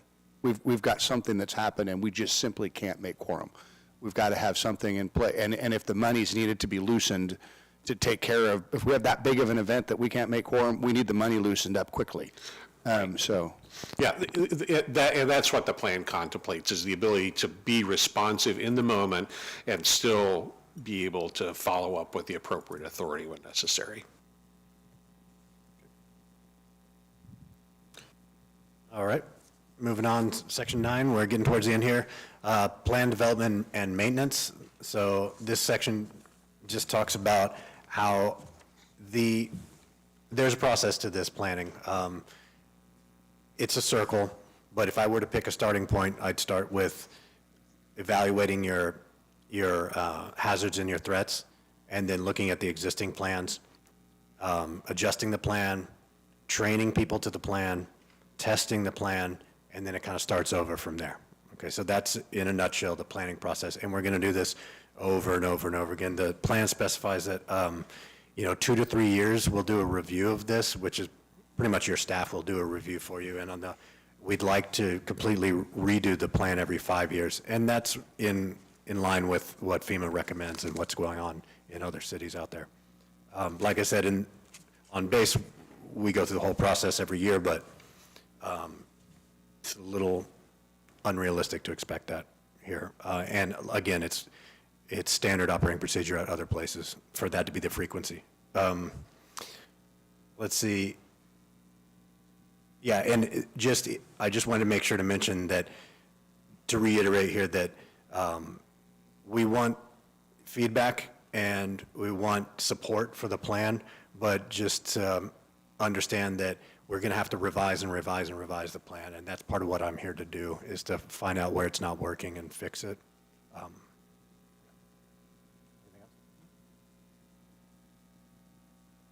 Okay. Sections 10, 11, and 12. Section 10 is your foundational documents. It's basically a list of documents where these authorities and these references, it's references basically. 11 is hazard-specific appendices. So this is the part that I've been mentioning in every other section, which is that this is an overall plan, and the individual emergencies or threats, they're addressed in individual annexes, which will not be made public, and which we're working on but are not part of this approval process right now, because it's just, it's taken us this long to get to this point. So overall plan first, then the annexes. Mayor, may I? Thank you. So on page 129, it looks like we're super susceptible to urban fires since it's documented twice. Just a random note. And then I just had a question about after-action reports. Is there an SOP related to the timeline after an event? I mean, obviously you have to do some recovery, but what does that look like as far as timeline? Because we're relying on, it seems, one person to sort of put that together. So I'm the coordinator, not the city emergency manager. So what I'm doing is actually ensuring that the right people understand that there needs to be an after-action review and what that looks like, and to go through them with a few after training exercises so that they know how to do it, not for me to come and do every one of them myself. So after-action reports, there are at least 2 or 3 forms in heavy use out there, and depending on what the situation is, it can be just as simple as filling a form out, going around the table with the emergency executive team. But if the larger the disaster is, the more complicated it gets, and when you start talking about recovery, the biggest piece is going to be, where did we fail to document things? Because documentation is the key to reimbursement. So someone I really want to work closely with will be our new finance director. Okay. Haven't done that yet, because that's still in the process, but that's how after-action reports work. Did you need any more detail on that? No, I guess I was more looking for sort of like, what would the expectation be? The status quo for the city operations is going to be different after a major event, but is that something that we would look at like 30 days after, a new baseline is set, so to speak? So we definitely want to have an SOP for that. Like, as soon as normal operations are restored, we're going to do a small after-action review. That'd be pretty typical. But, no two incidents are alike. And there is this concept of mitigation. So FEMA describes mitigation as part of the process of an emergency. They describe the preparation phase and the mitigation phase and the response phase. But really, mitigation takes place during the entire process. Because in the middle of a response, let me use a hazmat response because that's my forte, right? If I go into a building and I'm looking for, people that have passed out due to some sort of a hazmat leak, if I see a drum that's tipped over and it's leaking a material, I'm going to go ahead and mitigate that right there. I'm going to tip up the drum and I'm going to put the cap on it. So I'm trying to explain to you, that's a mitigation measure in a real situation, and you do it in the moment. And that same concept can apply to your process improvement. So if you're in the middle of an emergency and you realize you're not documenting things as you should be, you need to make that change then. And that's what's great about the Emergency Operations Center is that's when and where we identify that, because we're all in the room together. We're all working on the project together. And it allows us to identify and mitigate not just physical hazards, but documentation errors, communication errors, and that kind of stuff. So there is a formal AAR form that we will fill out, but there's also a constant mitigation effort, a constant review. Yeah, I would just hate to have, some type of event that is semi-restricted to the city, and then all of a sudden, like, we're not reviewing it for a year. The emotions are changed, life is different now. So I just wanted to kind of hit that. And then I had a question about, and maybe this is too lower level for this conversation, but I think to Mayor's point, are there alternates to the designated people? So there's alternates to us, right, in the chain of command, but are there alternates in the process, the operations part? Yes. Okay, thank you. So a couple of things I'll mention. With respect to the last point first, while we have primary and secondary roles identified initially, we also have a lot of folks who have a lot of experience and a lot of training. I mean, for instance, I've gone through the 100, 200, 300, 400, and 700. I'm going through the 100, 200, and 700 again because my primary role is expected to be with the emergency executive team. But I could also be the third in logistics officer or the third in liaison officer or the fourth in PIO because of my training and experience. And we'll have that sort of redundancy kind of throughout the organization. With respect to the earlier conversation, we can provide a couple of what-if examples. If an incident is a 2-day weather event, we'll probably be doing that first hot wash, days or two after that. But if it's an ice storm, we still don't know the implications of the ice storm until everything thaws out, because you don't know what's actually broken until everything thaws.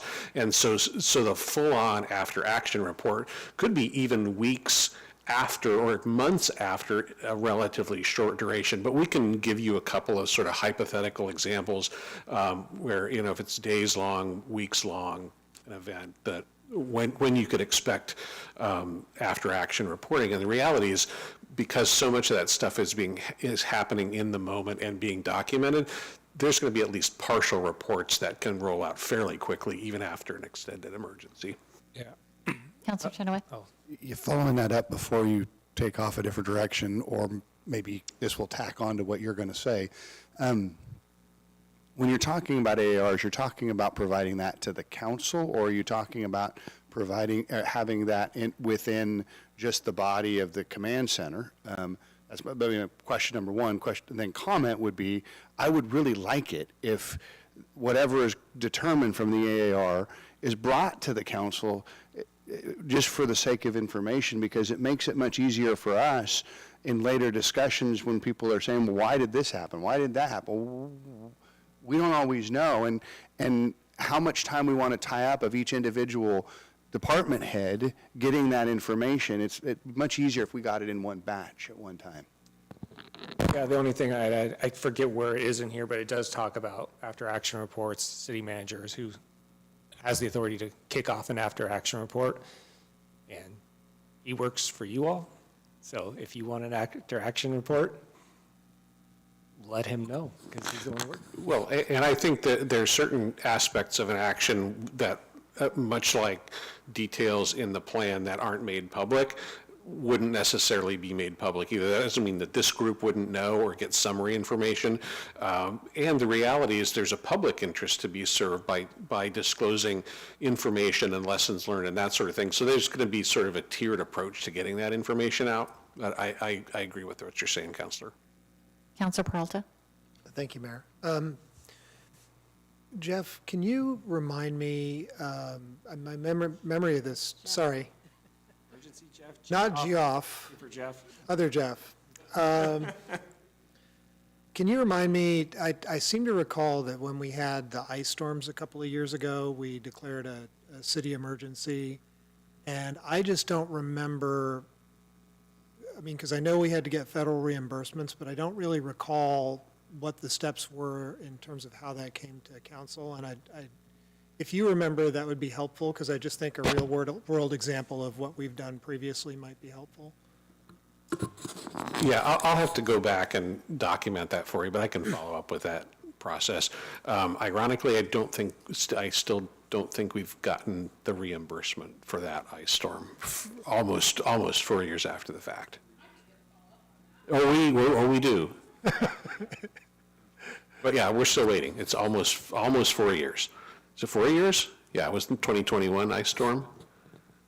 Yeah. Thank you. Okay. Counselor Tukolsky? Yeah, thank you, Mayor. I had a question about two different things. I haven't seen any reference to like a local CERT team, the Community Emergency Response Team. How are they utilized in this condition and packet? Sure, yeah, for the city, it doesn't exist at the moment. Okay. The county does. Would that be an MOU with the county?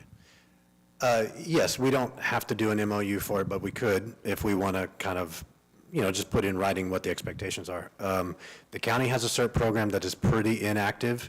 I've had 2, 3, 4 people kind of approach me and say, hey, I'm interested in doing that kind of work during an emergency, and I've directed them to the county at this point. I'd love to get to a point in the future where we can host our own CERT team. So Community Emergency Response Team is just volunteers who get additional training. I'd love to do that in the future, but right now, I've prioritized other things, and so I'm sending them to the county. That makes sense. I understand. My second question was, during 2008, we had probably almost 20 inches of snow on the ground here, and then we had ice on top of it. It was a couple of weeks of disaster. And I would like to see if is there a point at which we determine what percentage of funding we're going to release versus just wait it out? So there has to be some kind of an inflection point where it's worth waiting a couple more days rather than spending another, X amount of dollars.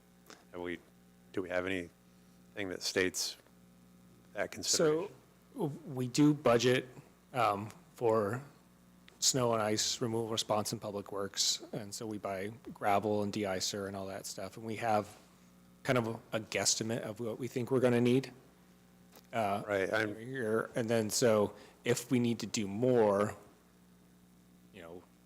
there is flexibility in the budgets that we can increase if we're decreasing somewhere else and then rectifying it after the fact. So we wouldn't stop putting down gravel because we ran out of money necessarily. I do remember in the 2008 one, I've heard stories, I wasn't here, but how we responded to that led to a lot of new approaches for our Public Works Department on how to do our plowing and all that, because it really wasn't a great response at that time. So. Right, I would agree. Yeah. Well, it ended up being an army of farmers that came in with tractors. Yeah, and so now we have different approaches. We're much more proactive, and I'm not the expert in it. Dale Marshall, our street superintendent, David Renshaw, they're the ones who know the specifics on how we respond to that. But So when you run out of resources, you run out of gravel, you run out of whatever is needed, at what point do we say we're going to have a conversation about either acquiring more from a neighbor, or if we're going to just wait it out?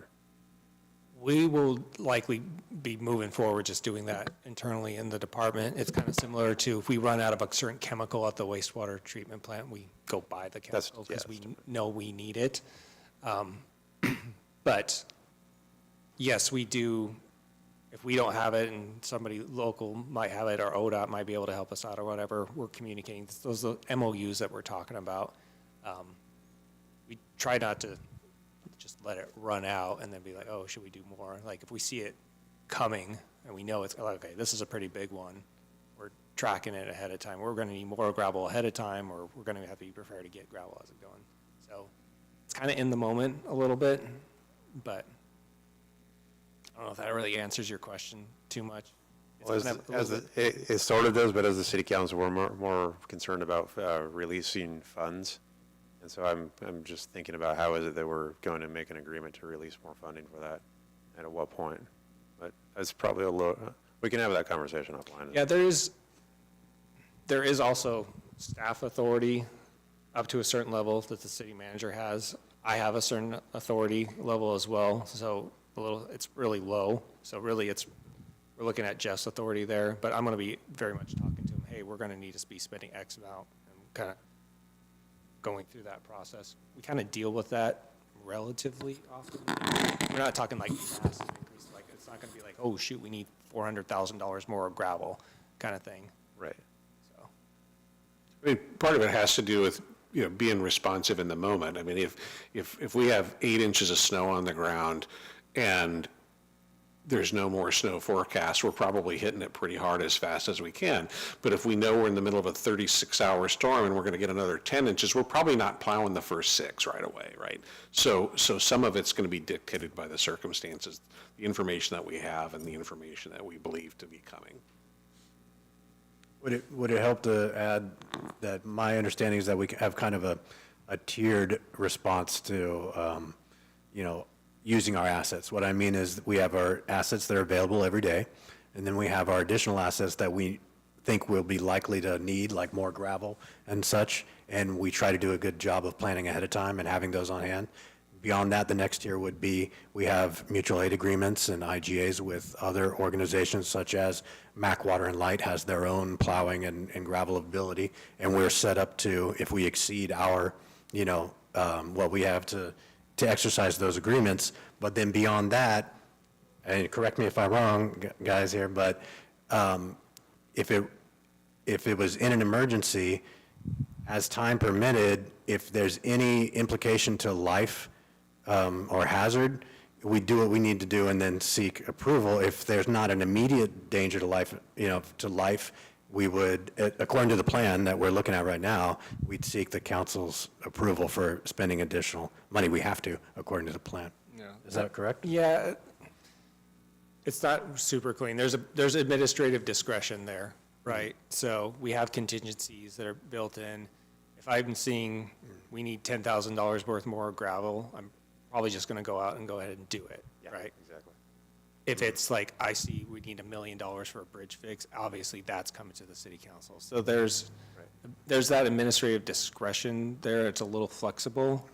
And we're going to, like city manager said and Jeff said, we're going to kind of respond in the moment, but it's not perfectly clean like you're talking about sometimes.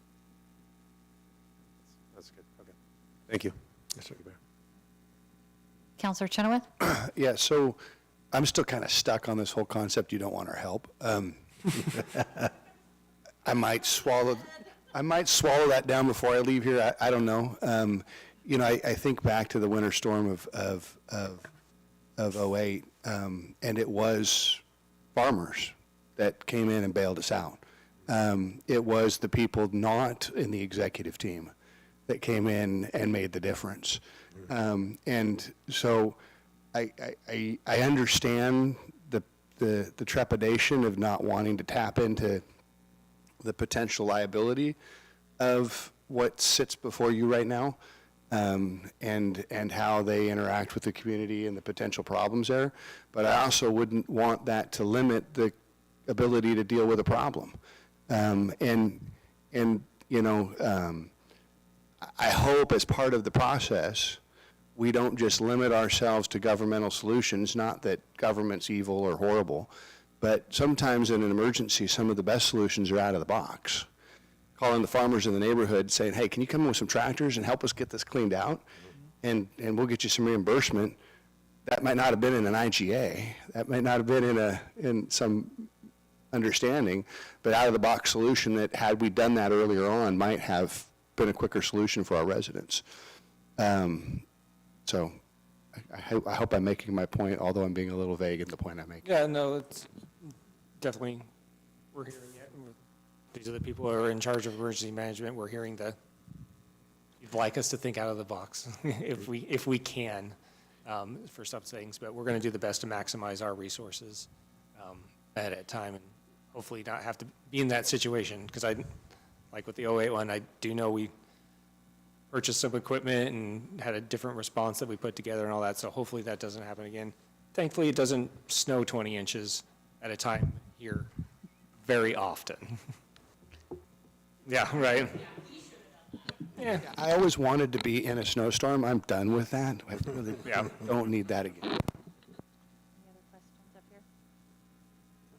Okay, we can go on. Okay, almost done. If I could just say one thing to respond to that. I know you say it in jest, but we do want your help. We just want it 90%, 95% of it ahead of time in the support and the vector, the direction and the resources, in the moment.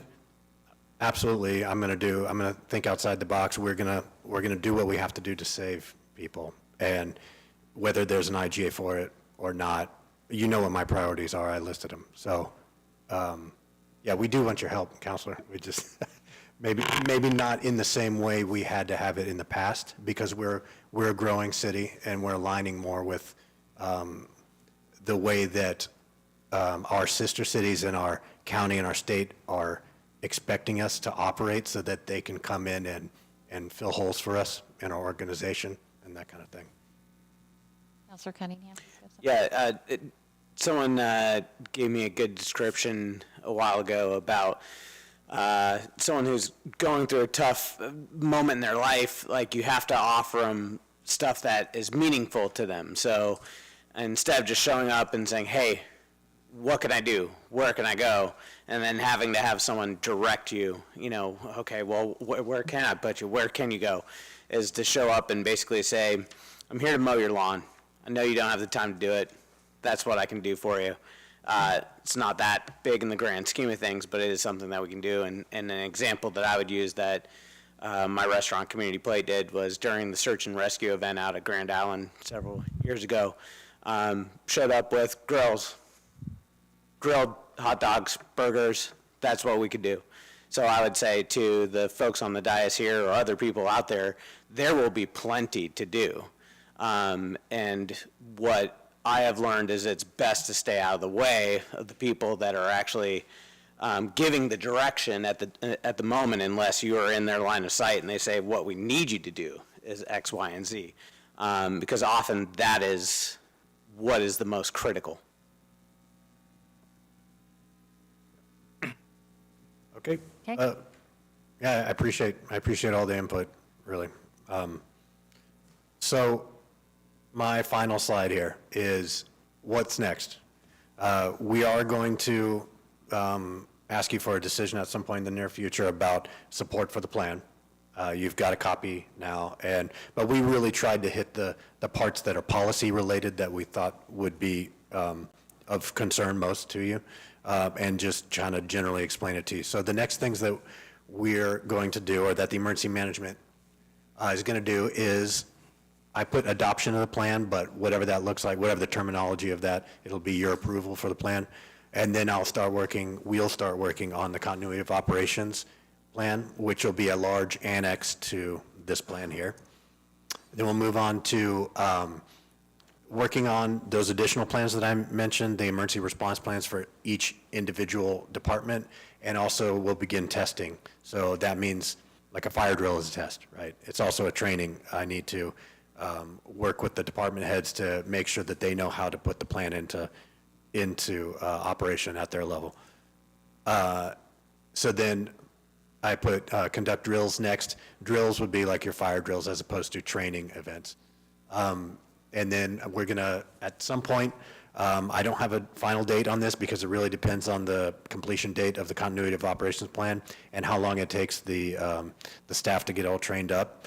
But we need to plan for a large-scale exercise. So that's where we actually have fire trucks roll out to somewhere, or police, or, and get the public works folks physically doing something so we can see where it breaks, not literally breaks, but where the plan breaks down, so that we can know what adjustments we need to make when we start the process over again. And then we're going to conduct the THIRA. The THIRA, I didn't define that for you yet, but that's the threat analysis. So like I said, I brought in the FBI and the anti-terrorism officer for the Oregon Military Department. That was part of the THIRA process. If you're wondering, I guess, why you didn't really hear much about that until this point, that's because the state does its own threat assessment. And just so you know, we based our prioritization of the threats and the hazards in our plan on the state's assessment rather than going out for a grant or using our own money to try to get that done first. We decided, let's get the plan in place, let's test it out, and then let's go from there. We'll do the threat assessment on the next go, if that makes sense. I'm prepared to support that decision. So the final thing on steps would be to, from that point, we begin to rewrite the EOP. So I'm going to review it at the 2 to 3 year point, and at the 5 year point, you should have a new EOP again. That's all I had, ladies and gentlemen. I'd like to give Jeff Towery an opportunity to say something before we're done. So just want to thank Jeff and the whole team, including our partners at the Fire District, for the work that's underway now. Really appreciate the council's keen interest in this. Great questions and comments that will help us make the plan better, and we'll be back to you soon with the next iteration of this. And I want to thank, Scott gave a great example. I was actually thinking about that. It's not that you won't have a chance to help. You might be driving a van moving people from one care facility to another. You're not going to be the logistics chief in the EOP. So there's certain, I mean, neither am I. I mean, there are certain things I'm not able to do. I shouldn't be doing them. And so the ability to help the community and respond is definitely everybody's job. And some of it we do what we can. You know, one of the things that will remind you is the first thing to do is take care of yourselves and your own family and friends. I mean, the reality is that in a given emergency, you may be so directly impacted that all you can do is take care of yourselves. And that ought to be your first priority before we try to get you to a council meeting or up in front of the media answering questions. So we'll work through all of that and be back to you soon. I have one more question. So we kind of talked about big disasters and emergencies here, but do we have lockdown procedures for each building in case of an emergency? If we're downtown and there is a shooting outside, do we have a plan for City Hall community development on what they're supposed to do? So what I can say on that is that it's a department by department plan. If you go back to one of my previous slides, I was talking about the different types of plans, and one of them is an emergency response plan. Mm-hmm. Every department is in a different state of having an emergency response plan. What I'm going to do is get them all on the same page. I'm literally going to do a template for them and have them fill it in, and then we'll kind of discuss where the template didn't capture what it needed. So there's a process there too. Okay. But I can say I am not aware of every different department's plan for like a lockdown procedure, but it's on the to-do list, number one. Number two, I'm already in talks with the captains, the training captains at the police department. We were talking about what that training would look like, and then the processes for actually how do you lock the building down. again, that'll be department by department. I personally think that that would be something rather important. I know the big disasters, and we have those, but that's fairly realistic, unfortunately, and I would like to see the departments be able to get that so we can keep our employees safe. Counselor Payne? Oh, thank you. I was just gonna see, because we haven't, Zach is, Oh. the images keep changing, so I'm like, did Zach want to, or excuse me, Counselor Gary, want to say anything? No, shakes head. Thank you. Counselor Peralta? Thank you, Mayor. It seems like our next step would be some form of adoption of the plan. And at the beginning of the conversation, Jeff Jacobs said that what that looks like may be different depending on the will of the council. But it seemed to me that you were suggesting that having the fluidity to update the plan in real time without needing to come back to us for approval would make the plan more useful for staff and the people trying to implement it. Is that actually your recommendation? And if so, will you be coming back, as you come back with the plan, can you come back with advice on how you would like for us to move forward on that? Yeah, so if we go forward with council adopting the plan, what we'd come forward with is a plan that has some redactions and some stuff omitted, like we talked about with the the annexes. And then within that resolution, it would also delegate the ability to do the updates as needed if we went that route. The other route would be a resolution that creates some of those authorities and mentions the plan, but it doesn't necessarily adopt the plan itself. But there is a council action in there somewhere. And so it could really, we've never adopted the plan before, so we don't have to necessarily adopt the whole plan, but I understand. Now, Jeff and I were literally talking about this on Tuesday, and we were like, oh, there's a lot of back and forth, and so we haven't landed on a full thing. But I would recommend that if we did some form of whatever form we go through, the ability to update the plan as we're going, being delegated down for sure. Thank you. May I ask a follow-up? Thank you. And then if I seem to recall during the presentation, you were suggesting some sort of a cyclical review, like I think, did you say 5 years? Yes, I would review the plan at the 2 to 3 year mark, and then we would redo the plan and have a new plan every 5 years. And that's in line with FEMA guidance. So then, sorry. No, go Thank ahead. you. So then the idea would be then the council would sort of take some action every 5 years on the plan. Yeah, we'd likely be repeating that action. I think the last, trying to remember, I think the plan itself talked about a review cycle of 5 years, but there wasn't anything in like a resolution that specified that had to be 5 years, and obviously we're over 5 years at this point.